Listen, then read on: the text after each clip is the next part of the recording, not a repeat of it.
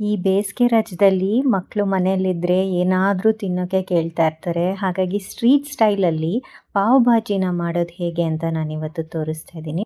Hi ನಮಸ್ಕಾರ ಎಲ್ರಿಗೂ, ಮನೆ ಮನೆ ಕೈ ರುಚಿಗೆ ಸ್ವಾಗತ. ಬನ್ನಿ ಪಾವ್ ಭಾಜಿ ಹೇಗೆ ಮಾಡೋದು ಅಂತ ನೋಡೋಣ. ಮೊದಲು ಕುಕ್ಕರ್ಗೆ ನಾನಿಲ್ಲಿ 2 ಸ್ಪೂನಷ್ಟು ಬೆಣ್ಣೆನ ಹಾಕ್ಕೊಂಡಿದ್ದೀನಿ. 1 ಕಪ್ಪಷ್ಟು ಬೀನ್ಸು, ಕ್ಯಾರೆಟು, ಬಟಾಣಿ, ಕಾಲಿಫ್ಲವರು ಮತ್ತು ಬೀಟ್ರೂಟ್ನ ಹಾಕ್ಕೊಂಡು ಹಸಿ ವಾಸನೆ ಹೋಗೋವರೆಗೂ ಹುರ್ಕೋತಾ ಇದ್ದೀನಿ.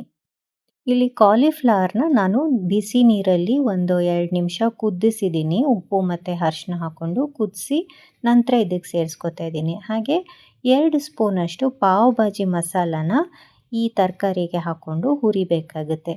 ಇದೊಂದು ಡಿಫ್ರೆಂಟ್ ಫ್ಲೇವರ್ ಕೊಡುತ್ತೆ. ಆಲೂಗಡ್ಡೆ ಹಾಕೋದು ಮರ್ತಿದ್ದೆ ನೋಡಿ, 2 ಆಲೂಗಡ್ಡೆನ ಸಿಪ್ಪೆ ತೆಗೆದು ಕಟ್ ಮಾಡಿ ಹಾಕ್ಕೊತಾ ಇದ್ದೀನಿ. ಈಗೆಲ್ಲ ತರಕಾರಿ ಹಸಿ ವಾಸನೆ ಎಲ್ಲ ಹೋಗಿದೆ. ಈಗ ಇದಕ್ಕೆ 2 ಲೋಟ ಮುಳುಗೋಷ್ಟು ನೀರನ್ನು ಹಾಕ್ತಾಯಿದ್ದೀನಿ. ಜಾಸ್ತಿ ನೀರು ಹಾಕ್ಕೊಳ್ಳೋಕೆ ಹೋಗಬೇಡಿ. ಚೆನ್ನಾಗೆ 3ರಿಂದ 4 ವಿಷಲ್ ಕೂಗಿಸ್ಕೊಳ್ಳೋಣ. ಅಷ್ಟರಲ್ಲಿ ಒಂದು ಬಿಸಿನೀರಿಗೆ 5ರಿಂದ 6 ಬೇಡಿಗೆ ಮೆಣಸಿನ್ಕಾಯಿ ನೆನೆಸಿಟ್ಟಿರೋದನ್ನ ಹಾಕ್ಕೋತಾ ಇದ್ದೀನಿ. 3 ಟೊಮ್ಯಾಟೊ ಮತ್ತು 2 ಇಂಚಷ್ಟು ಶುಂಠಿ, 5ರಿಂದ 6 ಬೆಳ್ಳುಳ್ಳಿ ಹೆಸಳು, ಇದಿಷ್ಟನ್ನು ನುಣ್ಣಗೆ ರುಬ್ಕೋಬೇಕಾಗತ್ತೆ. ನೋಡಿ, ಈ ರೀತಿ ಪೇಸ್ಟ್ ಆಗಬೇಕು. ಅಷ್ಟರಲ್ಲಿ ತರಕಾರಿನೂ ನೋಡಿ ಚೆನ್ನಾಗಿ ಬೆಂದಿದೆ. ಈ ಮಟ್ಟಕ್ಕೆ ನಾವು ಕುಕ್ ಮಾಡ್ಕೊಳ್ಬೇಕಾಗತ್ತೆ. ನಾವು ಜಾಸ್ತಿ ನೀರು ಹಾಕೋಬಾರ್ದು. ನೋಡಿ, ಇವಾಗ ಒಂದು ಮ್ಯಾಶರ್ ಸಹಾಯದಿಂದ ಈ ತರಕಾರಿ ಎಲ್ಲವನ್ನು ಚೆನ್ನಾಗೆ ಮ್ಯಾಶ್ ಮಾಡ್ಕೊಳ್ಬೇಕು. ಎಷ್ಟು ಚೆನ್ನಾಗಿ ಮ್ಯಾಶ್ ಮಾಡ್ತೀರೋ ಅಷ್ಟು ಚೆನ್ನಾಗೆ ಬಾಜಿದು ಕನ್ಸಿಸ್ಟೆನ್ಸಿ ಚೆನ್ನಾಗಿ ಬರುತ್ತೆ. ನೋಡ್ತಾ ಇರ್ಬೋದು ನೀವು, ನಾನು ಎಲ್ಲ ಸುಮಾರು ಆಲೂಗಡ್ಡೆ, ಗೋಬಿ ಎಲ್ಲ ಚೆನ್ನಾಗೆ ಮ್ಯಾಶ್ ಆಗಿದೆ. ಬಟಾಣಿ ಸ್ವಲ್ಪ ಅಲ್ಲಲ್ಲಿ ಸಿಕ್ಕಿದ್ರೆ ಚೆನ್ನಾಗಿ ಅನಿಸುತ್ತೆ. ನೋಡ್ತಾ ಇರ್ಬೋದು, ಬೀಟ್ರೂಟು ಎಲ್ಲ ಚೆನ್ನಾಗೆ ಮ್ಯಾಶ್ ಆಗಿದೆ. ಇಷ್ಟು ಮಟ್ಟಿಗೆ ಮ್ಯಾಶ್ ಮಾಡಿಕೊಂಡ್ರೆ ಸಾಕು. ನೋಡಿ, ಈಗ ಇದು ರೆಡಿ ಆಗಿದೆ. ನೋಡ್ತಾ ಇರ್ಬೋದು, ಈ ಥರ ಮಾಡ್ಕೊಳ್ಬೇಕು. ಈಗ ಇದನ್ನು ಸೈಡ್ಗೆ ಎತ್ತಿಟ್ಬಿಡೋಣ. ಮತ್ತು ಇನ್ನೊಂದು ಬಾಣಲೆಗೆ 1 ಸ್ಪೂನಷ್ಟು ಬೆಣ್ಣೆ, 2 ಸ್ಪೂನಷ್ಟು ಎಣ್ಣೆನ ಹಾಕಿ 1 ಈರುಳ್ಳಿನ ಸಣ್ಣದಾಗೆ ಕಟ್ ಮಾಡಿಕೊಂಡು ಫ್ರೈ ಮಾಡ್ತಾಯಿದ್ದೀನಿ. ಒಂದು 3 ಹಸಿಮೆಣಸಿನ್ಕಾಯಿನ ಸಣ್ಣದಾಗೆ ಕಟ್ ಮಾಡಿ ಹಾಕೋತಾ ಇದ್ದೀನಿ. ಮಕ್ಕಳಿಗೆ ಬಾಯಿಗೆ ಸಿಕ್ಕಿದ್ರೆ ತಿನ್ನಲ್ಲ ಅಂದರೆ ಇದನ್ನು ಸ್ಕಿಪ್ ಮಾಡ್ಬೋದು. ನೋಡಿ, ಈರುಳ್ಳಿ ಎಲ್ಲ ಚೆನ್ನಾಗಿ ಟ್ರಾನ್ಸ್ಪರೆಂಟ್ ಆದಮೇಲೆ 1 ಕ್ಯಾಪ್ಸಿಕಮ್ನ ಸಣ್ಣದಾಗೆ ಕಟ್ ಮಾಡಿ ಹಾಕೋತಾ ಇದ್ದೀನಿ. ಆದಷ್ಟು ಸಣ್ಣದಾಗೆ ಕಟ್ ಮಾಡ್ಕೊಳ್ಳಿ ಎಲ್ಲ ತರಕಾರಿಗಳನ್ನೂ.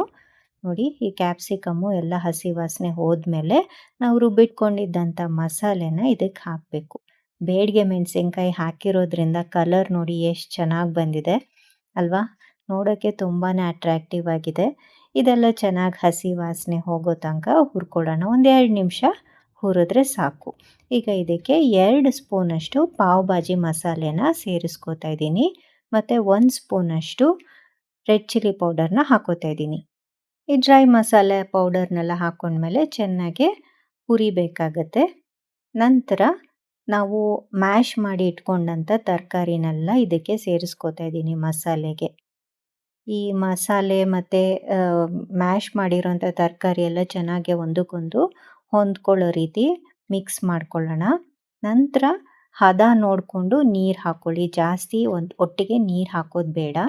ಕುಕ್ಕರ್ಗೆ ಸ್ವಲ್ಪ ನಾನು ನೀರನ್ನು ಹಾಕಿ ಮಿಕ್ಸ್ ಮಾಡ್ತಾಯಿದ್ದೀನಿ.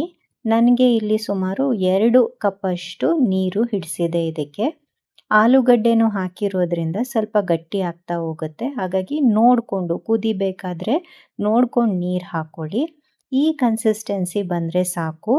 ಅದು ಮಾಮೂಲಿ ಇವಾಗ ಗ್ರೇವಿ ಕನ್ಸಿಸ್ಟೆನ್ಸಿಗಿಂತ ಸ್ವಲ್ಪ ತಿನ್ನಾಗಿರಬೇಕು.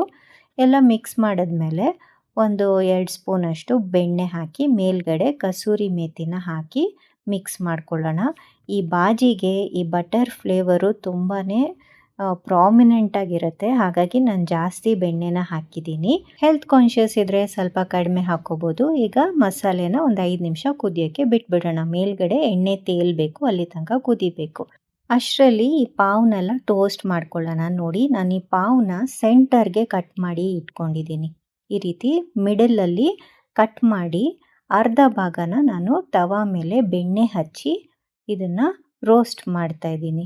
ಸೈಡಲ್ಲಿ ತವಾ ಸೈಡಲ್ಲಿರೋಂಥ ಬೆಣ್ಣೆನ ತಗೊಂಡು ಮೇಲ್ಗಡೆ ಪಾವ್ ಸುತ್ತನೂ ಸ್ವಲ್ಪ ಬೆಣ್ಣೆ ಎಲ್ಲ ಹಚ್ಚಿದ್ರೆ ತುಂಬ ರುಚಿಯಾಗಿರುತ್ತೆ. ನೋಡ್ತಾ ಇರ್ಬೋದು ಎಷ್ಟು ಶೈನಿಂಗ್ ಬರ್ತಾ ಇದೆ ಪಾವೆಲ್ಲ ಅಂತ. 2 ಬದಿ ಈ ರೀತಿ ರೋಸ್ಟ್ ಮಾಡ್ಕೊಳ್ಬೇಕಾಗತ್ತೆ.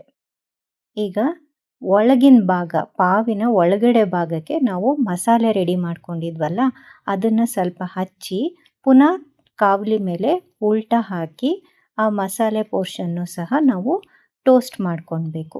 ಈಗ ಮತ್ತೆ ಅರ್ಧ ಭಾಗ ಪಾವ್ದು ಇನ್ನೂ ಅರ್ಧ ಭಾಗ ಇತ್ತಲ್ಲ, ಅದನ್ನು ಅಷ್ಟೇ ಬೆಣ್ಣೆ ಹಚ್ಚಿ ತವ ಮೇಲೆ ನಾನು ರೋಸ್ಟ್ ಮಾಡ್ಕೊತಾ ಇದ್ದೀನಿ.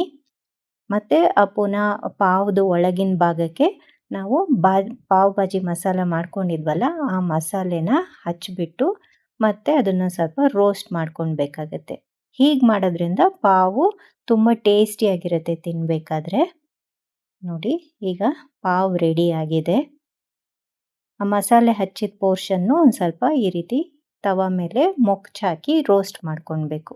ಈಗ ಇದ್ರ ಮೇಲೆ ಆವಾಗಲೇ ಕಟ್ ಮಾಡಿಕೊಂಡು ರೋಸ್ಟ್ ಮಾಡ್ಕೊಂಡ್ವಲ್ಲ, ಆ ಭಾಗನ ಇಟ್ಬಿಟ್ರೆ ಪಾವು ರೆಡಿ ಆಗುತ್ತೆ. ಅಷ್ಟರಲ್ಲಿ ನೋಡಿ, ಬಾಜಿ ಸಹ ರೆಡಿಯಾಗಿದೆ. ಮೇಲ್ಗಡೆ ಎಣ್ಣೆ ಎಲ್ಲ ತೇಲ್ತಾ ಇದೆ.